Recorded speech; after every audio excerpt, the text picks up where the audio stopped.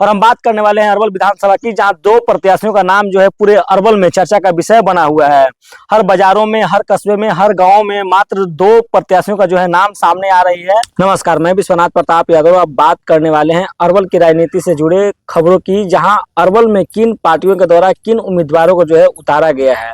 हम अरवल विधानसभा की बात करेंगे। अरवल में दो विधानसभा है और अरवल और कुर्था, जहां हम बात करने वाले हैं अरवल और कुर्था दोनों विधानसभा की। जहां तक हमें जानकारी है वहां तक ही हम आज बात करेंगे। और अरवल के जो हमारे दर्शक हैं और जो बिहार के हमारे दर्शक हैं, हमारे चैनल के जो दर्शक हैं, हम उन तक अपनी बातों को जो है पहुंचाने का प्रयास करेंगे। और आगे जो भी खबरें निकलकर सामने आएगी सबसे पहले हम उनको जो है अपडेट करने का काम करेंगे। लेकिन अगर बात करें अरवल विधानसभा से, तो अरवल विधानसभा में जानकारी मिल रही है कि आधे दर्जन से अधिक प्रत्याशियों के द्वारा चुनाव मैदान में उतरने का काम किया जाएगा। और जब हम बात कर रहे हैं अरवल विधानसभा की, तो आपको बता दें अरवल में लगातार जो है परिवर्तन होते रहा है। जब से हमने होश संभाला है और जब से हमने पत्रकारिता लाइन में देखा है और ये जाना है, ये समझा है कि जब जब जो है चुनाव हुए हैं, चाहे वो लोकसभा का चुनाव हो या विधानसभा का चुनाव हो, परिवर्तन होते रहा है। लेकिन आपको बता दें जिस तरीके का जो है इस बार जो है अरवल में माहौल देखने को मिल रही है और जो बिहार में परिवर्तन की लहरें साफ साफ दिख रही है, इससे साफ जाहिर होता है कि इस बार जो है बिहार में परिवर्तन होने वाला है। और क्या परिवर्तन होगा यह तो 14 नवंबर को ही पता चलेगा। और हम बात करने वाले हैं अरवल विधानसभा की, जहां दो प्रत्याशियों का नाम जो है पूरे अरवल में चर्चा का विषय बना हुआ है।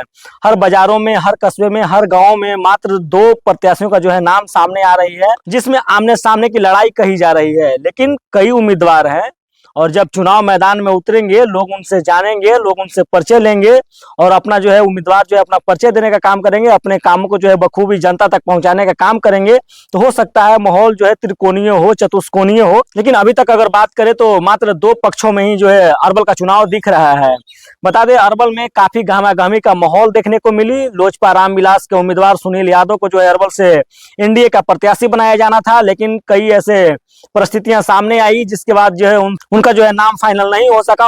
और बीजेपी से मनोज शर्मा को जो है एनडीए का जो है प्रत्याशी अरवल में बनाया गया है। बता दें महानंद सिंह और मनोज शर्मा दोनों का राजनीतिक करियर लंबा रहा है। महानंद सिंह पटना जिले के पालीगंज प्रखंड अंतर्गत कौरी गांव के रहने वाले हैं। तो वहीं अगर बात करें मनोज शर्मा की, तो मनोज शर्मा का बताया जाता है कि उनका पैतृक गांव जो है अरवल जिले के कुर्था विधानसभा क्षेत्र अंतर्गत बिथरा गांव है। लेकिन अगर राजनीतिक कैरियर की बात करें तो महानंद सिंह भी लगभग 25 वर्षों से अरवल की राजनीति में सक्रिय हैं। कम्युनिस्ट पार्टी से लगाव रखते हैं और लगातार चुनाव भी लड़ चुके हैं और कई बार उन्हें हार का सामना भी करना पड़ा है। लेकिन उनकी पार्टी के जब महागठबंधन से अलायंस हुई, जिसके बाद कई प्रत्याशियों को जो है बिहार में जो है मौका मिला और चुनाव भी जीत हासिल किया, वो वैसे ही अरवल में महानंद सिंह को भी चुनाव जो है जीतने का मौका मिला था। और इस बार भी महागठबंधन बरकरार है और बिहार के लोग यह भी कह रहे हैं कि अगर महागठबंधन बरकरार रही तो आगे परिवर्तन लाजमी है कि होना ही है। वहीं अगर मनोज शर्मा की बात करें तो उनका भी राजनीतिक बैकग्राउंड काफी मजबूत है। उनके पिता भी कई बार विधायक रह चुके हैं, सांसद का चुनाव लड़ चुके हैं और इन्होंने भी विधायक का चुनाव लड़ा है और जीता भी है। बता दें औरंगाबाद जिले के गोह विधानसभा से मनोज शर्मा जो है 2015 में विधायक भी रह चुके हैं और 2020 में भीम यादव से जो आरजेडी के विधायक हैं उनसे इनकी पराजित हुई थी। और इस बार अरवल से इन्हें उम्मीदवार बनाया गया है भाजपा की तरफ से। बता दें इनके पिता देव कुमार शर्मा जो अरवल में 1985 में भी अपना विधानसभा का चुनाव लड़ चुके थे और मात्र 300 वोट से कृष्णा सरदार से इनकी हार खानी पड़ी थी।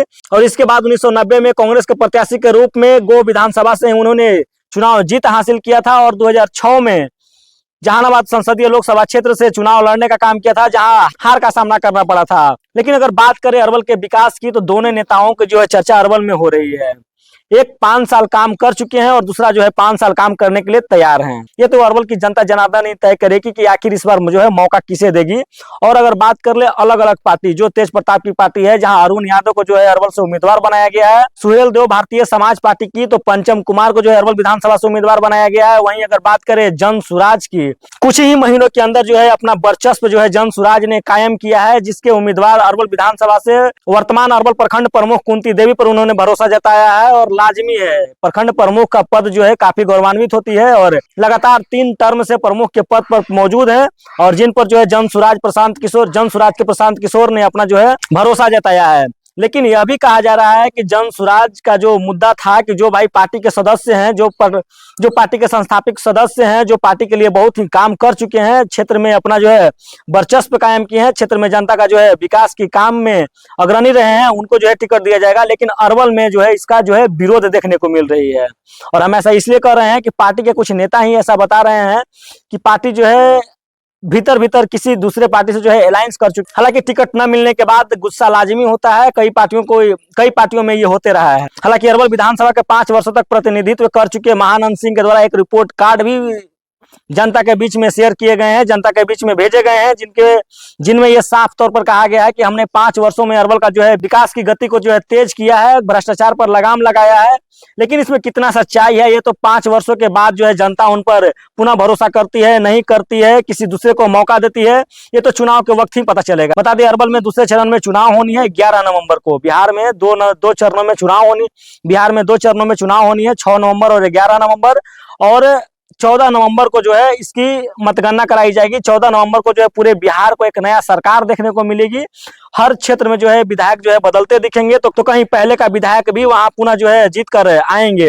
लेकिन जिस तरीके से अरवल की राजनीतिक गलियारों में चर्चा है कि कई निर्दलीय उम्मीदवार भी जो है सामने आए हैं, जिसमें एक महिला उम्मीदवार काजल शर्मा जो लगातार कई वर्षों से प्रयास कर रही थी अरवल के जनता के बीच में, और पहले भारतीय जनता पार्टी के सदस्य भी रह चुके हैं, और इस बार जो है और कई वर्षों से भारतीय जनता पार्टी से उनका जो है नाता टूट चुका है। और इस बार जो है जनता के बीच में लगातार उनकी मेहनत रंग लाएगी नहीं लाएगी, ये तो वक्त ही बताएगा। वहीं अगर निर्दलीय ही बात करें तो अरवल बाजार के ही रहने वाले अमितेश कुमार जो वैश्य समाज के द्वारा उन्हें जो है उम्मीदवार बनाया गया है। बताया जाता है कि वैश्य समाज के जो द्वारा एक बैठक की गई और बैठक में जो है ये निर्णय लिया गया कि अमितेश कुमार को जो है अरवल से निर्दलीय प्रत्याशी बनाए जाएंगे। और एक चीज हम आपको बताना चाहेंगे, पारस गुट से दिव्या भारती जो पिछले बार जिला परिषद के चुनाव में मात्र कुछ ही वोटों से उनकी जो है हार हुई थी, जो भी चुनाव मैदान में उतरने की तैयारी कर रहे हैं। और इस बार अरवल की जनता जो है विकासशील इंसान को जो है अपना एक एक बहुमूल्य मत देने का काम करेंगे। जो भी अरवल के विकास में अपनी अहम भूमिका निभाने का काम किया है, अपनी अहम भूमिका निभाएंगे, उन पर जो है अरवल की जनता भरोसा करेगी। वहीं अगर कुर्था विधानसभा की बात करें तो महागठबंधन के उम्मीदवारों का पेच अभी भी फंसा हुआ है, जबकि एनडीए ने अपना उम्मीदवार उतार दिया है जेडीयू से पप्पू वर्मा। बता दें, पप्पू वर्मा की कहानी यह है कि पप्पू वर्मा पहले उपेंद्र कुशवाहा के पार्टी से चुनाव लड़ चुके हैं, और इस बार भी उपेंद्र कुशवाहा के पार्टी से ही चुनाव लड़ना चाह रहे थे। लेकिन सीटों की काफी खींचातानी में उनकी जो है सीट जो है जेडीयू कोटे से मिली, क्योंकि कुर्था विधानसभा की जनता का कहना है कि अरवल का बेटा ही अरवल का जो है प्रतिनिधित्व करे। और पप्पू वर्मा लगातार अपने क्षेत्र में रहकर जनता की सेवा करते रहे हैं।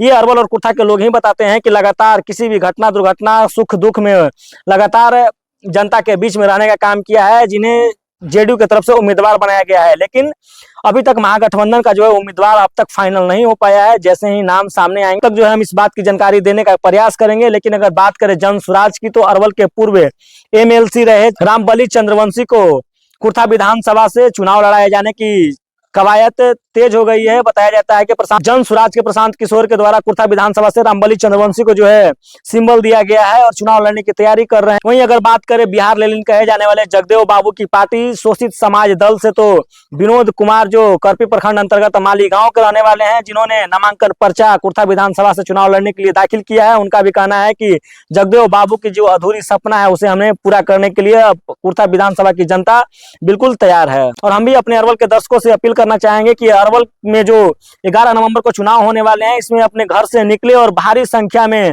घर से निकलकर चुनाव का जो है चुनाव में मतदान करें, ताकि अरवल का नाम जो है बिहार में नंबर 1 हो। और ये कहा जाए कि अरवल के लोग जागरूक हो गए हैं और अपना जो है भागीदारी, अपना जो है कर्तव्य निभाने का काम किया है, ईमानदारी पूर्वक निभाने का काम किया है। और अपनी जो अहम भूमिका होती है उनकी, एक एक वोट का जो मायने होता है, और अपने क्षेत्र के विकास, अपने बच्चों के विकास और अपने भविष्य के विकास के लिए एक एक मत जो है अपना जो है अपने विकासशील नेता को देने का काम करेंगे, और भारी संख्या में अरवल से जो है मतदान करने का काम करेंगे। हमारी वीडियो के बारे में आपकी क्या राय है, कमेंट कर जरूर बताइएगा। और चैनल में नया है तो चैनल को सब्सक्राइब कीजिएगा, लाइक कीजिएगा, शेयर कीजिएगा, ताकि हर छोटी बड़ी खबर सबसे पहले आप तक पहुंचते रहे। और जैसे यहाँ अरवल से जुड़ी जो भी जानकारी सामने आएंगे आप तक हम पहुंचाने का प्रयास करेंगे। तब तक के लिए जय हिंद।